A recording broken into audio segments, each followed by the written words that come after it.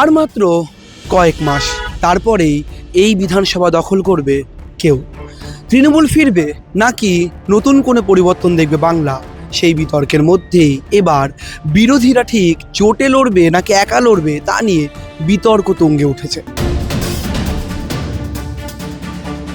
ঠিক এই বিতর্কের মধ্যে এবার প্রদেশ কংগ্রেস নেতৃত্ব অর্থাৎ রাজ্যের কংগ্রেস নেতৃত্বের তরফে দিল্লির হাইকমান্ডের কাছে বার্তা গেল তারা নাকি 294 আসনে একা লড়াই করার জন্য প্রস্তুত এবং তারা চাইছেন এবারের বিধানসভা নির্বাচনে খানিকটা একলা চলতে। वेस्ट बंगाल में आने वाले चुनाव में पार्टी लीडर्स का क्या व्यू है, कैसे आगे जाना चाहिए, कैसे हम इस चुनाव को देख लें।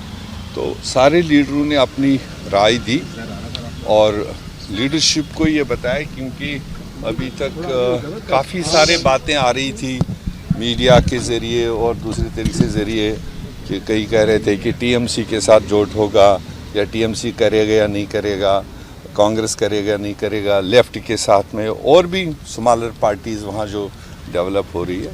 तो लीडरशिप ने कंप्लीट जो मौजूद थे लीडर उनकी बात सुनी। अल्टीमेटली टोटल लीडरशिप का कलेक्टिव व्यू ये था कि इस बार बंगाल में वर्कर्स जनरल आवाम भी और हमारा काडर भी चाहता है कि हम इस बार वेस्ट बंगाल में अकेले 294 सीटों पर चुनाव लड़ेंगे।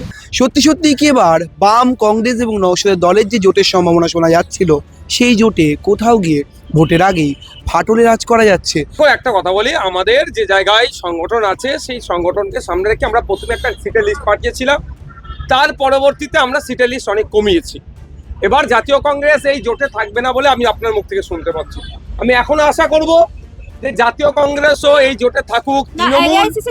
তৃণমূল এবং বিজেপির বিরুদ্ধে যে আমরা বৃহত্তর জোট তৈরি করছি সেই জোটে আসুক। যদি না আসে বাংলার মানুষ তাদেরকে কেমন ভাবে গ্রহণ করবে সে বাংলার মানুষের উপর নির্ভর করছে। সেসব ওরা যা করবেন করুন, ভালো করে লড়ুন।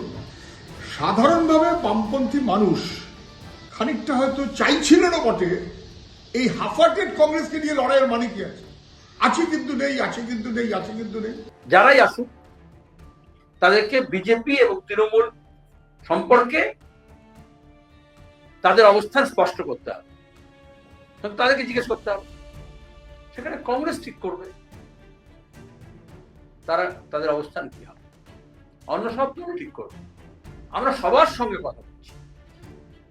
আমাদের যখন বলেছে যে প্রদেশ কংগ্রেস নয় নিচের তলার কংগ্রেস কর্মীরা ঠিক করবে, আমরা বলেছি নিচের তলার কংগ্রেস কর্মীদের সঙ্গে কথা বলবো, কোনো অহমিকা নেই।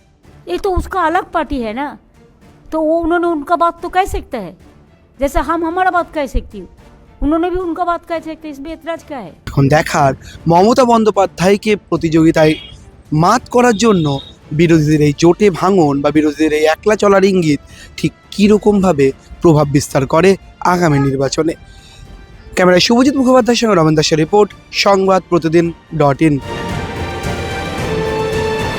ফলো করুন সংবাদ প্রতিদিন ডিজিটাল।